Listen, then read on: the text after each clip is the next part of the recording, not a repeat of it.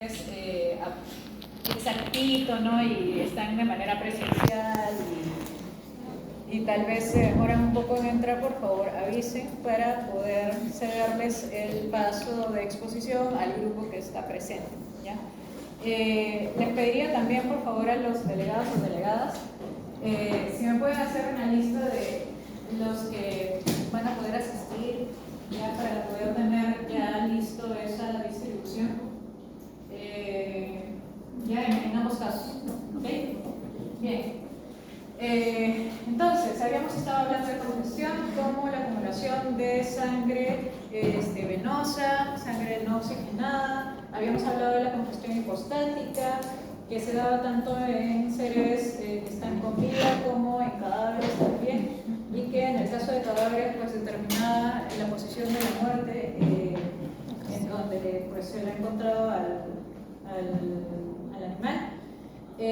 Ahora, específicamente en el contexto de la congestión hepática, hay tres fases de la congestión hepática. Primero considerando también de que en el caso del hígado como órgano abdominal que es, y en el contexto de todo lo que es la circulación, suele verse mucho más afectado cuando estamos frente a una insuficiencia cardíaca congestiva del lado derecho. Entonces, si se acuerdan que habíamos estado comentando o recordando también cómo era la circulación, de dónde viene la sangre, se van a dar cuenta que cuando hablamos de una alteración del lado derecho es que comenzamos a encontrar congestión en los órganos abdominales, ¿ya? Entre ellos el hígado es uno de los más afectados. Y el hígado, porque es un órgano bastante particular, tiene una fase de congestión aguda, una fase de congestión subaguda o atrofia cianótica y una fase de induración cianótica o cirrosis que también se denominaría como congestión hepática crónica, ¿ya? Un paréntesis con respecto a cirrosis. Cirrosis se le denomina a toda fase final después de cualquier proceso crónico en el hígado, ¿ya? Todo proceso crónico en el hígado puede terminar en cirrosis, considerando no solamente la congestión hepática crónica, sino también a una eventual hepatitis crónica, por ejemplo. ¿También podría terminar en cirrosis? Sí. Por ahí en algunos casos creo que han hablado o me estuvieron comentando en diferentes clases en el contexto de atrofia, por ejemplo. El caso de cirrosis es una reducción de tamaño del hígado en donde se ve completamente irregular, tiene como nodulaciones, pero todo está comprimido, todo contraído. Y creo que lo vimos también en un ejemplo, también en una de esas clases, y asocian también, ¿no?, cronicidad justamente con la posibilidad de atrofia, porque hay pérdida de células, y las células en este caso están muriendo. ¿Por qué? Porque no hay oxígeno ni nutrientes, ¿no?, que les está llegando de manera adecuada. Se está estancando la sangre desoxigenada y pobre en nutrientes en un caso congestivo. Por eso es que puede terminar en un caso como este, ¿ya? Entonces, cuando ustedes también estén revisando los libros, van a ver que se menciona por ahí el término pasivo. Y en el caso de la congestión pasiva, hace referencia a lo que nosotros estamos entendiendo y aprendiendo como congestión en general. O sea, cuando hay estancamiento, ¿ya? Hay otro, o sea, lo activo que sería la hiperemia en realidad, que es cuando llega la sangre con mayor fuerza, con mayor volumen. Pero no hacemos en este caso, en nuestras clases, esa diferenciación porque puede ser un poco más confusa. Y más bien lo separamos en hiperemia y congestión aparte, ¿ya? Entonces, si ustedes leen pasivo, pues está en el contexto de congestión seguramente, ¿ya? Bien, recuerden de que en el caso de la congestión tenemos aguda, crónica usualmente, y en el hígado habíamos dicho que hay una fase intermedia que sería la subaguda, que en este caso se denomina también como atrofia cianótica. ¿Qué es lo que pasa en el caso de la congestión? Como ya habíamos mencionado, ¿hay un aumento de volumen del órgano? Sí. ¿Por qué? Porque se está llenando de sangre. ¿Qué más? El color. Ya habíamos mencionado que toma una tonalidad azulada, que en este caso por ahí se menciona como cianótico. Ya hemos también aclarado que es importante darle el color, no lo describan como cianótico, sino azulado, ¿ya? ¿Cuáles son los vasos que vamos a ver principalmente pletóricos? Pues los capilares sinusoidales, como ya también lo habíamos mencionado, y sobre todo cercanos a la vena centrolobulillar. Entonces, también sería importante recordar cómo es, creo que está por acá, en uno de estos acá, cómo es la circulación dentro del contexto del hígado, ¿no? Entonces, ¿cuáles son las zonas en donde tienen mayor oxigenación y menor oxigenación? Porque dependiendo de esto es que podemos tener diferentes patrones de presentación y por eso es que se divide en fases en el caso de la congestión hepática. Entonces, en una fase aguda tenemos principalmente la vena centrolobulillar y los sinusoides que están cercanos a la zona centrolobulillar, pletóricos, ¿ya? Pueden haber ciertas hemorragias centrolobulillares, sí, por lo mismo que estamos hablando de pletoricidad y habíamos hablado de la hemorragia por diapedesis, ¿cierto? ¿Se acuerdan qué era hemorragia por diapedesis? Sí. Ya, díganme. Se rompía eso. ¿Qué era diapedesis en ese contexto? Ya, pero no se rompía el capilar. No se rompía el vaso, entonces eran poquitos eritrocitos extravasados, ¿no? Escasos eritrocitos extravasados. En el caso de la diapedesis, que es una consecuencia de la pletoricidad, ¿no? Acuérdense entonces, si estamos hablando que justo esa zona centrolobulillar está pletórica, pues puede haber ligera hemorragia, ¿no? Cierta extravasación, escasa extravasación, ¿ok? Entonces, eso podría verlo en una fase aguda. ¿Cómo se ve macroscópicamente? Así. Este es un hígado, vean el tamaño que tiene. Muchas veces dirían, hepatomegalia, pero hepatomegalia se refiere a aumento de tamaño, nada más. O sea, hígado grande. Pero si lo estamos observando directamente y podemos darle un color, estamos viendo que tiene una coloración roja oscura, es como muy linda, casi morado es esto. Entonces hay una tonalidad azulada involucrada sobre el rojo convencional del hígado y por eso sale como medio morado, ¿no? Entonces por eso estamos hablando de la tonalidad roja oscura, roja azulada, de manera difusa en toda la superficie, tanto externa como interna seguramente, de este órgano. ¿Qué es lo que también caracteriza la congestión aguda? Si yo hago un corte, podría comenzar al corte también a salir esta sangre oscura y espesa, ¿no? Que está asociada justamente a esta patología. Comparen, por ejemplo, con el color del pulmón. Entonces, un pulmón normal es rosado o claro. Y vean cómo estamos encontrando al hígado. Entonces, es bastante contrastante este tema de colores, ¿no? La segunda fase, atrofia cianótica o hígado de nuez moscada, o también llamado congestión hepática subaguda. La congestión hepática subaguda este proceso que mencionamos hace un ratito persiste. ¿Ya? Entonces estamos avanzando en el tiempo. Ya persiste, ¿y qué es lo que pasa? Comienza a haber cierta atrofia de los hepatocitos, sobre todo cercanos a la zona centrolobulillar. Nuevamente, ¿no? Si estamos hablando de problemas de oxigenación, los que están cercanos a la zona centrolobulillar son los primeros en dañarse, en morir, en afectarse. Recuerden de que hacia la zona porta, pues acá tenemos arteria, ¿no? Entonces la arteria pues les debería comenzar a llevar, pues debería tener esta zona un poco una mejor irrigación, una mejor oxigenación, ¿no? Por eso es que se comienzan a morir primero los que están centrolobulillar. ¿Puede aparecer hemosiderina? Sí.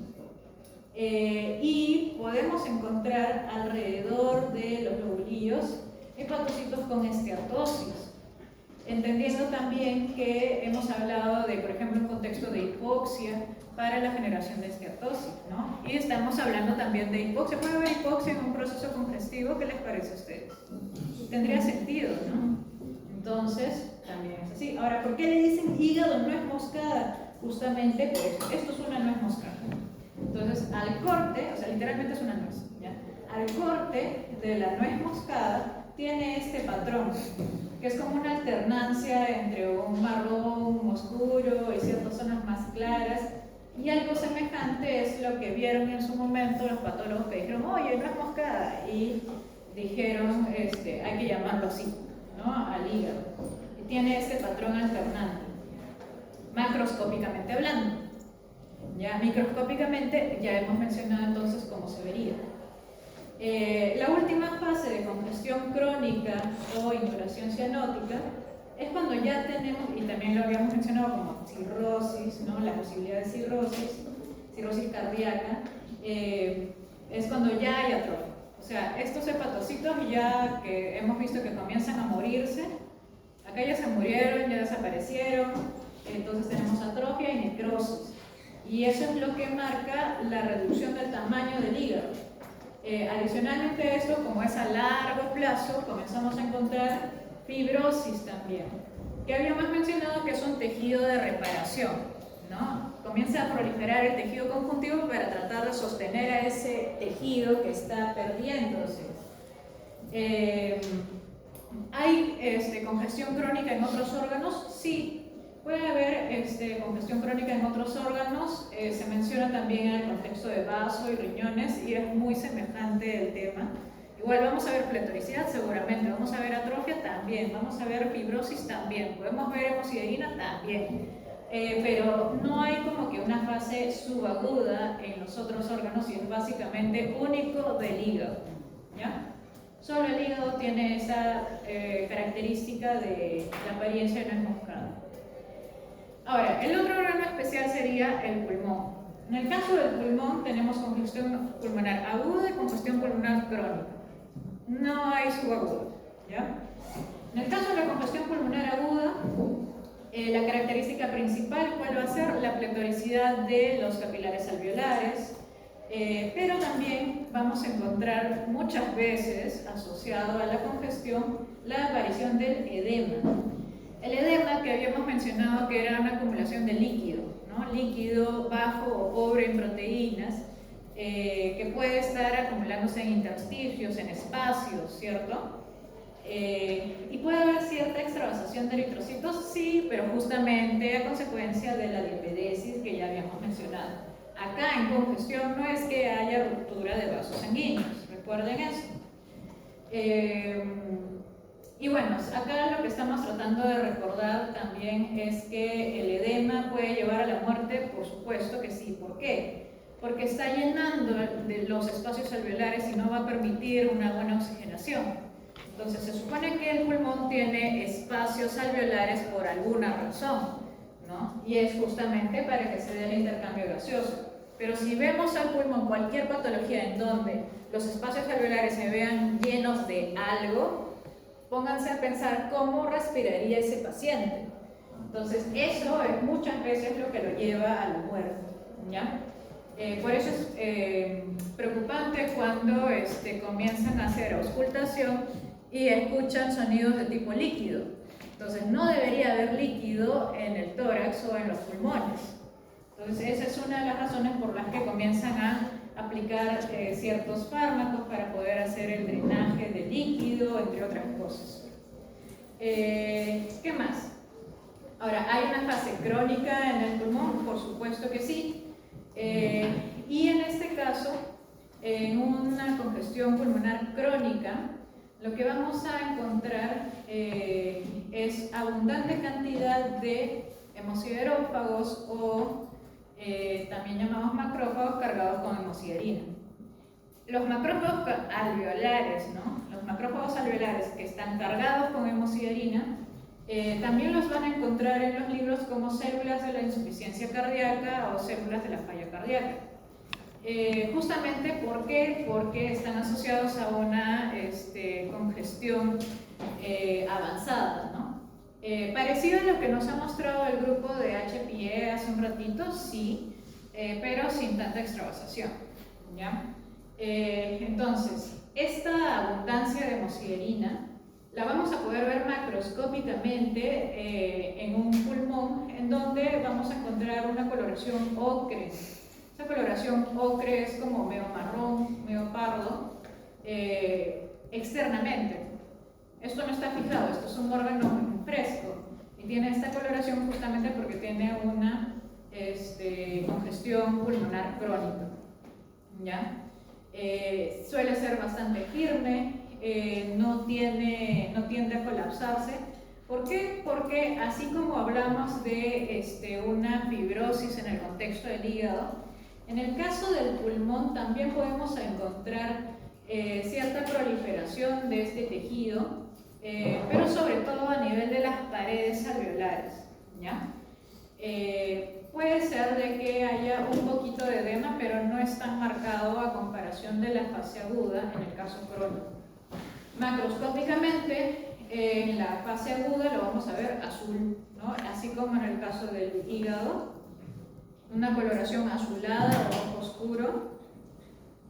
También lo vamos a ver en el caso del pulmón, y en el caso del pulmón en una fase aguda, y en el caso crónico, pues la coloración parda. Ahora, para el caso de edema, es importante recordar las presiones que están involucradas dentro de este proceso que ustedes han estudiado en fisiología, en donde teníamos pues a la presión hidrostática y a la presión oncótica.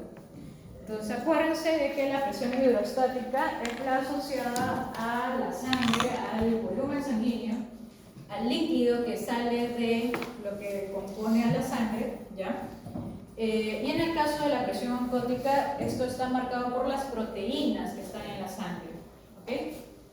Entonces, ¿qué es lo que pasa? Si hay un aumento de la presión hidrostática, eso quiere decir de que el líquido que forma parte de la sangre va a comenzar a salir fuera del vaso sanguíneo y se va a acumular en el intersticio. Y en el caso de si hay una reducción de la presión oncótica, recuerden que las proteínas son las que jalan pues líquido, ¿no? Entonces, si hay menos proteínas dentro del vaso, dentro de la sangre, pues el líquido va a salir. Estamos entonces en una especie de situación en donde es como contraria, digamos, pero eso no quiere decir de que si aumenta la presión hidrostática sí o sí va a bajar la presión oncótica. Ojo, son procesos diferentes, son procesos independientes, ¿ya? Por otro lado, otra de las causas de edema, o sea, ya estamos hablando de que si hay aumento de la presión hidrostática puedo encontrar edema, si hay disminución de la presión oncótica puedo encontrar edema, y en el caso de si hay una falla en el drenaje linfático también puedo encontrar edema, porque recuerden de que los vasos linfáticos lo que hacen es recoger, ¿no? Recoger el líquido que está a nivel extracelular y extravascular hacia dentro del vaso y poder absorber, ¿no? Todo este exceso. Si por alguna razón está fallando el sistema linfático, pues se va a ir acumulando en el tejido, ¿ya? Entonces, así es como tenemos los diferentes tipos de causas de edema, entendiendo que el edema sería el exceso de fluidos acumulados en el tejido, que puede ser a nivel del intersticio, espacios o cavidades, ¿ya? Entonces tenemos varias causas de aumento de la presión hidrostática, varias causas de disminución del drenaje linfático, varias causas de la disminución de la presión oncótica, y todo esto es parte de una tablita que tienen en el Saccharin. Entonces, esa es una de las razones por las que es importante que leamos también los libros que tenemos también dentro de la lista, ¿no? de fuentes importantes para revisar. Y también tenemos por ahí ejemplos de cada uno de ellos. Entonces, recomendación para que ustedes vayan repasando para su examen parcial teórico es ir viendo diferentes ejemplos de este proceso, ¿ya? De cada uno de ellos. Por ahí de repente se les pregunta, ¿no? Dame 2 ejemplos de disminución de la presión oncótica, o dame 3 ejemplos de aumento de la presión hidrostática, y así, ¿ok? Y para los casos que ustedes estén evaluando como edema y como diagnóstico lesional, ahí tienen un mar de posibilidades, vean cuál es el más compatible. Entonces, ¿Qué es lo que genera el edema? ¿Qué es lo que vamos a encontrar? Laxitud, ¿no? Recuerden de que la característica principal del edema, microscópicamente hablando, y en realidad macroscópicamente también, es laxitud y aumento de el ancho o amplitud de alguna capa y así. Puede adquirir una coloración más pálida, sí, y va a ser menos elástico, va a perder cierta elasticidad, sí, por el tema de que va a estar lleno de líquido el intersticio, entonces podría tener mayor firmeza, por ejemplo, o ser más pesado dependiendo de dónde se está acumulando líquido. Un pulmón con edema, por ejemplo, también tiene sentido de que sea mucho más voluminoso y pesado porque todos los espacios alveolares se están llenando de líquido. ¿Okay? Puede desarrollarse en la gran mayoría de órganos, sobre todo si es que tienen algún tipo de tejido que se pueda volver más laxo.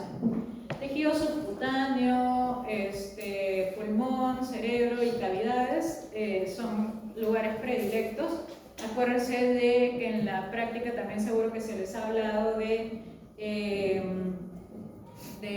órganos membranosos, ¿no? En el caso de la submucosa, busquemos también en lámina propia de la mucosa y así.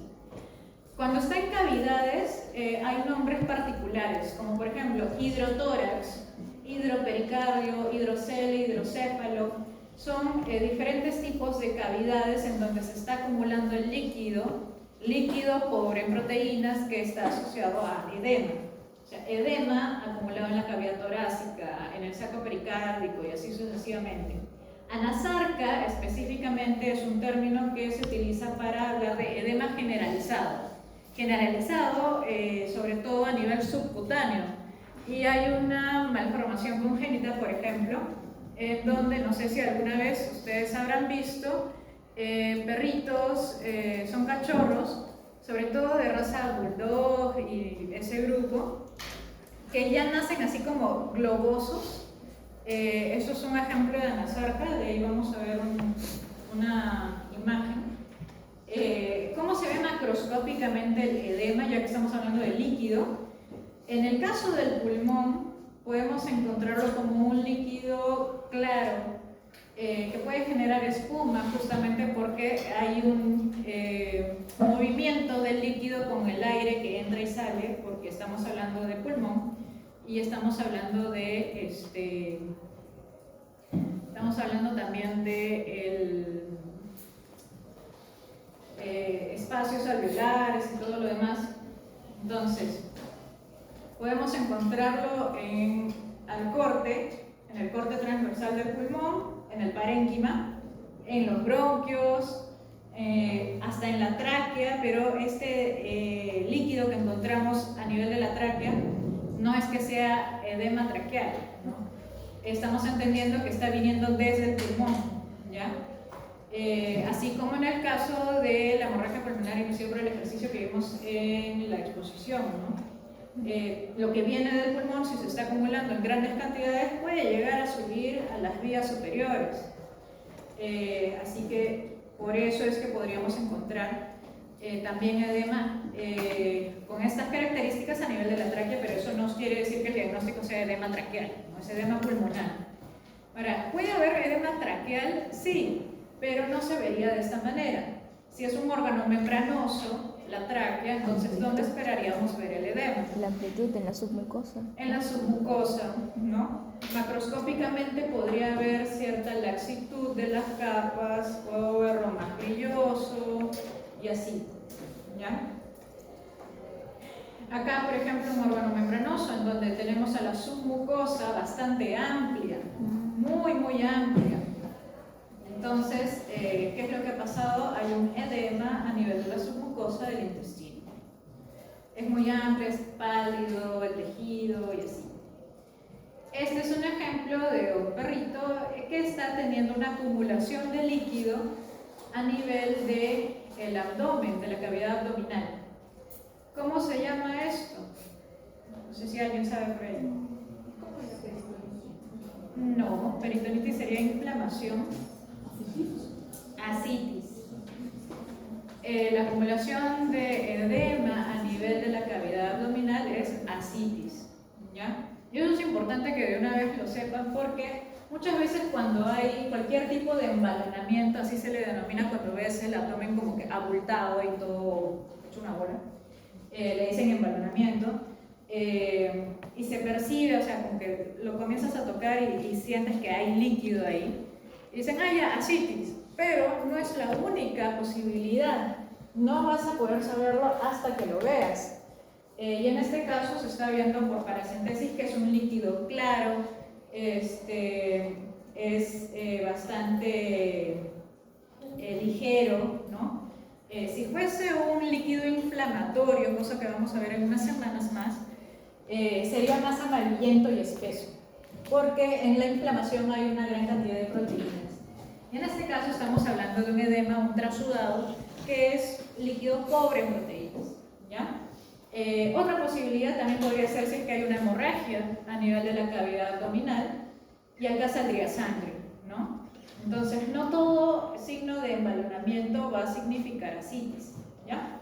Entonces, en este caso tenemos un contexto de ascitis, esto es un hidrotórax, estamos viendo que está acumulándose a nivel de la cavidad torácica y se supone que dice hidropericardio, pero acá ya lo cortaron así que no se ve. Pero si fuese hidropericardio, veríamos pues en la cavidad pericárdica, ¿no? Recuerden de que el pericardio parietal es como un saco que cubre al corazón, que sería el pericardio pues, visceral, y hay un espacio entre los dos, que es lo que va a permitir que el corazón pues comience a moverse tranquilamente, ¿no? Siempre hay como un pequeño espacio y un poquito de líquido para lubricar, pero en un hidropericardio ese espacio comienza a llenarse de ese trasudado.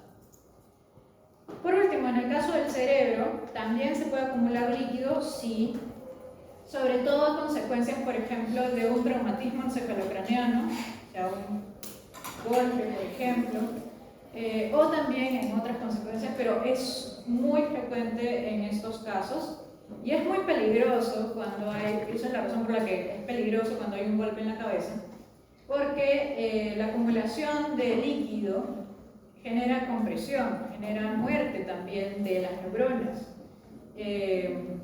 Entonces, ese es el peligro, sobre todo del edema cerebral, ¿ya? ¿Cómo podemos observar el edema cerebral? Va a haber un aumento de volumen del cerebro o el encéfalo en general. Las circunvoluciones se van a ver más ensanchadas. Acuérdense de cuáles son las circunvoluciones y cuáles son los surcos, que son los que están entre las circunvoluciones, que normalmente tienen cierta profundidad y al estar todo hinchado comienzan a verse más superficial. Y puede haber cierta compresión contra la bóveda craneana, contra el cráneo. Así es como se vería un caso de edema, aunque parece que también tiene congestión a nivel cerebral. Fíjense de que los surcos están muy superficiales, si es que lo ven en algún momento, porque ahora resulta, ¿por qué no hacen una encuesta de satisfacción de los salones? Ya, ahora sí. Entonces, tenemos a los surcos poco superficiales, muy superficiales, poco profundos, quería decir. Todo el órgano es como que se va hinchando porque a nivel del intersticio es que se está acumulando este líquido, y cuando estamos hablando de intersticio en el contexto del cerebro, y los que han visto cerebro en práctica, y creo que la profesora también les ha mencionado, es importante considerar qué cosa del parénquima cerebral para edema, qué parte. El neurópilo, ¿no? Acuérdense el neurópilo, y seguramente estuvieron discutiendo, ¿no? El neurópilo, que es una red de dendritas y axones, se supone que todo es bien compacto, y si es que estamos hablando de líquido que se está acumulando intersticialmente, entonces eso se va como que volviendo más laxo, se va espaciando, eso genera aumento de volumen, pero recuerden de que toda esta masa encefálica está dentro de un cráneo, hueso. Entonces comienzan a comprimirse o a chocar contra el hueso. Por eso es que una característica también puede ser el aplanamiento de la superficie dorsal. Este es otro ejemplo de edema. pero en este caso no está acumulándose a nivel intersticial, sino está dentro de los ventrículos laterales. Y acá no es un líquido pobre en proteínas, así cualquiera, un trasudado, sino estamos hablando de la acumulación de líquido cefalorraquídeo que no está drenando por alguna razón desde los ventrículos laterales. Los ventrículos laterales del cerebro son unas cavidades que existen normalmente, pero casi siempre lo ves como medio cerrado. O sea, no es frecuente que los veas tan dilatados, y si se está acumulando en grandes cantidades, esto se dilata y se está formando como este espacio enorme. ¿Y qué es lo que pasa? ¿Qué pasa con el resto de la masa encefálica? Si se está dilatando ese ventrículo lateral, recuerden de que tenemos al hueso, ¿no? Está dentro del cráneo. ¿Qué es lo que pasa entonces con la masa encefálica? Atrofia. Se atrofia. Atrofia por compresión. Atrofia por compresión. ¿Cómo se llama esto? Hidrocefalia. Esto es hidrocefalia. ¿Por qué ponemos un chihuahua asustado? Porque es clásico también de esta raza. Los chihuahueños pueden tener, es muy frecuente que tengan hidrocefalia. De manera congénita, sí. La única raza, no, pero tienen una alta predisposición. Y eso es lo que hace que también los ojos se vean más saltones, hace que también se vean también como desviados, y esto puede traer una serie de problemas. Imagínense perder masa encefálica y cómo sería el funcionamiento de todo su organismo si su cerebro está atrofiado, ¿no? Y bueno, ¿no? En el caso de si es que esto es un caso congénito, también es importante recordar de que las fontanelas, en el caso de cachorritos, no están cerradas. Y eso quiere decir de que se puede deformar el cráneo, y por eso es que se les ve como más cabezones. Incrementa el perímetro cefálico también en casos congénitos sobre todo. Ahora, hemorragia. En el caso de hemorragia hemos visto como extravasación de sangre, sale de los vasos sanguíneos, puede ser por rexis o puede ser por diapedesis. La rexis se refiere a la ruptura de los vasos sanguíneos, y en el caso de la diapedesis es cuando no hay una ruptura, no hay una lesión de los vasos y sale a consecuencia de la pletoricidad, a consecuencia de la congestión. ¿Dónde se va a acumular esta sangre? Puede acumularse en cavidades, se va a acumular en donde salga, en el intersticio puede ser, sí, pero suele ser, ya que estamos hablando de sangre en grandes volúmenes, donde encuentra espacios en donde acumularse. O puede exteriorizarse también, como vimos en el caso de los caballos. Entonces, pueden haber diferentes clasificaciones de la hemorragia, que puede ser que vengan a consecuencia de una arteria que se ha dañado o una vena que se ha dañado, pero algo importante a considerar es la hemorragia según su localización, en donde puede haber una hemorragia externa y hay una hemorragia interna, y en el caso de la hemorragia externa puede ser directa o indirecta. Entonces, ¿cómo es esto? Ya. Externa es que yo lo veo pues afuera, ¿no? Lo veo la hemorragia fuera del individuo, lo veo por fuera, no necesito abrir para ver la hemorragia. ¿Ya? Puede ser directa o indirecta. Directa, de repente me corto la piel y hemorragia externa directa, ¿ya? Ahora, una hemorragia externa indirecta es lo que nos mostró el grupo hace rato. O sea, la epistaxis, por ejemplo. ¿Se acuerdan qué cosa dijeron que era epistaxis? Sangrado nasal, pero de un origen de los... Claro, estaba habiendo sangrado por los hollares, ¿cierto? Ajá. Pero ¿de dónde venía la sangre? Del pulmón. de los Entonces, capilares. se estaba exteriorizando, pero venía desde adentro. ¿Okay? Entonces, a eso se refiere con externa indirecta. Otro, por ejemplo, hemoptisis también, hematemesis. Son términos que vamos a ir encontrando. Hemoptisis, en este caso, sale por la boca. Hematemesis, en este caso estamos hablando de vómitos con sangre. Entonces se está exteriorizando, sí, pero ¿viene de dónde? Del estómago probablemente. Ya en este caso de hemoptisis también puede venir del tracto respiratorio, sí. Es como que con tos, con sangre. Y en este caso viene directamente de la nariz, que puede venir también desde las vías respiratorias inferiores. En el caso de la hemorragia interna, puede encontrarse dentro de cavidades o dentro del parénquima de un órgano o dentro de, en el caso de un intersticio, dependiendo de dónde, ¿no?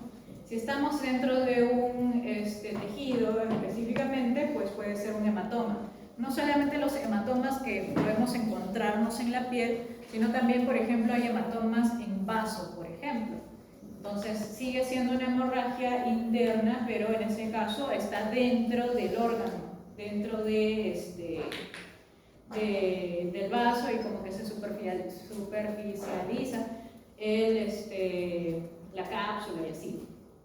Y hay algunas que pueden ser pequeñas y se les denomina cardenales, pero bueno. Esta es mi cuisita, se llamaba Bruna. ¿Y qué le pasó a Bruna? Muchas cosas. Es una historia patológica muy larga. Tengo que hacerlo un libro, pero por lo menos estamos avanzando con algunas cosas. Ahora, ¿qué le pasó? Esto es orina. Y vean el color de la orina. Tiene una coloración rojiza, ¿cierto? ¿Sí? Entonces, ¿puedo pensar que hay sangre en la orina? Sí. Ahora, ¿cómo se llama orina con sangre? Hematuria. ¿No? Hematuria también podría ser un ejemplo de hemorragia. Sí. Ahora, en las heces también puedo encontrar hemorragia, por supuesto, y me puede decir muchas cosas. Ahora, resulta que hay dos. Hay una que se llama melena y otra que se llama hematoquesia. Entonces, ustedes pueden observar, muy aparte del contexto, ¿no? Porque, o sea, acá tengo siquiera un poco más de heces medio formadas, acá no se ve, pero esto también vino de las heces. Entonces, vean el color, comparen el color de las hemorragias, de lo que se supone que es la sangre, y ustedes pueden notar que en el caso de la hematoquesia se ve un poco más rojizo, ¿sí? En el caso de la melena se ve casi negro, le dicen con una apariencia alquitranada, como alquitrán, ¿ya? Casi negro. ¿Por qué? Porque esto es sangre digerida y esto es sangre fresca. Entonces, ¿eso qué me dice si en ambos casos están saliendo por las heces? ¿No? ¿Qué parte de todo el tracto digestivo? ¿No? Entonces, si está más fresco, me está diciendo que es las últimas porciones. Probablemente colon, recto, ¿ya? Ahora, si es sangre digerida, la hemorragia está viniendo desde estómago, intestino delgado, probablemente también, ¿ok? Entonces tiene más tiempo para que se vaya digiriendo y por eso es que tenemos esa diferencia. Y eso le pasó a mi gato también, sí, cara de molesto, mi gato. Sí, les gusta hacer como que aventuras patológicas. Entonces, estos son de la arena, porque lo recogí del arenero, y tenemos sangre fresca. Entonces, ¿esto qué es? Hematoquesia, sí. ¿Ya? Ahora, ¿de dónde puede venir la sangre? Puede venir de diferentes sitios, ¿no? Tenemos a consecuencias, por ejemplo, de úlceras bastante grandes y se va acumulando en el estómago, y esto puede venir y va a seguir viajando por lo que queda del tracto digestivo. Puede ser a consecuencia de lesiones a nivel del intestino también, en este caso es por un Clostridium en el contexto de un bovino. Entonces, fíjense también de dónde puede estar viniendo la sangre. Hay múltiples posibilidades y ejemplos. Y esto pues lo saqué del Zachary, por eso es que el Zachary es una de las Biblias importantes para su carrera. Sí. ¿Y cuál es la En el caso de hematuria versus hemoglobinuria, hematuria es literalmente sangre, voy a ver eritrocitos. En el contexto de hemoglobinuria es específicamente la hemoglobina, y eso quiere decir que no solamente es la sangre que está saliendo, sino que hay hemólisis adicionalmente, y lo que está, que puede ser en otras partes, no necesariamente en la vejiga, no necesariamente en el riñón, hay hemólisis y se está perdiendo la hemoglobina a través de la orina. Pero se llama igual con el rojo de la sangre. Más o menos, es como que más rojizo en el contexto de hematuria, y en el contexto de hemoglobinuria puede verse una cierta tonalidad medio marroncita, así, pero no tan marcada el rojo, ¿no? de la hematuria. De acuerdo a su tamaño, también podemos clasificarlas en púrpura, petequia, equimosis o sufusiones, también, que es otro que lo tenemos por acá sufusión, que son hemorragias mucho más grandes, que abarcan más, una distribución mucho mayor. Y acá tenemos un ejemplo de hemopericardio, está acumulándose en la cavidad pericárdica. Este es un ejemplo de un hematoma esplénico que ha sido cortado y por eso se ve así, y acá hay otras lesiones que son equimosis a nivel de la piel. De ahí, claro, acá teníamos el ejemplo de la epistaxis también, ¿no? Acá hay una posible hemorragia a nivel del encéfalo, que puede ser epidural o subdural, que en este caso, cuando hablamos de epi o subdural, lo dural se refiere a la dura madre, acuérdense también de las meninges, y esto puede generar compresión también. Nuevamente, los golpes en la cabeza son sumamente importantes de ser revisados porque pueden pasar edema como mínimo o alguna hemorragia que también puede generar compresión. Y esto también es sumamente importante en cuanto a la diferencia entre trombo y coágulo. Lo que sí me parece importante que ustedes se lleven a casa es que el trombo es una lesión, el coágulo no, ¿ya? El coágulo puede ser simplemente la consecuencia de que la sangre ha sido expuesta al ambiente, al aire y así, y comienza a generarse esa masa, ¿ya? Pero no está adherida a ningún vaso, a ninguna superficie y no genera problemas, y usualmente es post-mortem. En el caso del trombo es una lesión. Los trombos son lesiones que se dan durante la vida del paciente. Entonces, si encontramos una masa hemática que está adherida a la superficie de ya sea una vena, una arteria o de repente en una de las cámaras del corazón, lo más probable es que estemos ante un trombo, ¿ya? Y vamos a ver consecuencias de eso. El trombo siempre tiene una zona de adherencia. O sea, está mal dicho cuando dicen que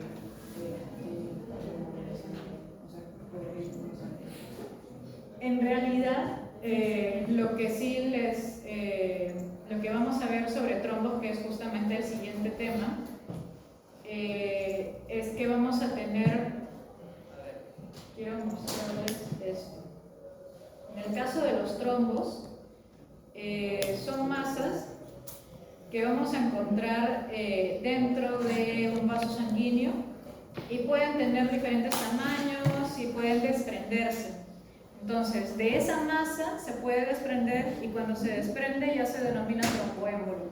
Entonces, sí puede viajar por toda la circulación, y cualquier cosa que viaje que no sea parte de la sangre que esté por la circulación se denomina émbolo. Entonces, como este es un pedazo de trombo que está viajando, es un tromboémbolo. Y lo peligroso de eso sería de que se llegue a impactar en algún vaso que sea de menor calibre, ¿no?